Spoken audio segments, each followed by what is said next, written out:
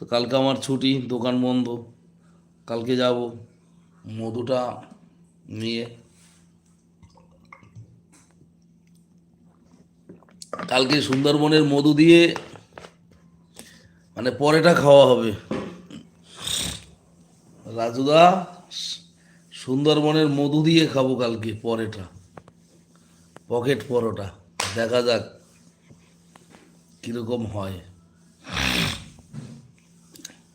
পরোটা তো ময়দার আইটেম, মানে রুটি পরোটা একই, আর মধু দিলে পরে তো ভালো লাগবেই, একদম পারফেক্ট। হুম।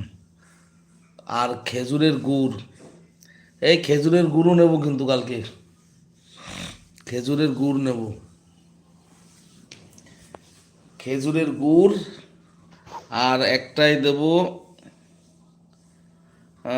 মধু, মানে যেরকম এগরোলে যেরকম ওই সস টস তারপরে মানে স্যালাড দিয়ে এগরোল তৈরি করে, ওই পরেটায় ওইভাবে দিয়ে একদম গোল করে মাখিয়ে চামচ দিয়ে এইবারে খাওয়া হবে।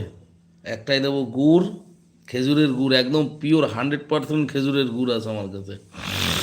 ওটাও নিয়ে এসছি, একদম গরম জ্বালাচ্ছিল সেখান থেকে নিয়ে এসছি। আর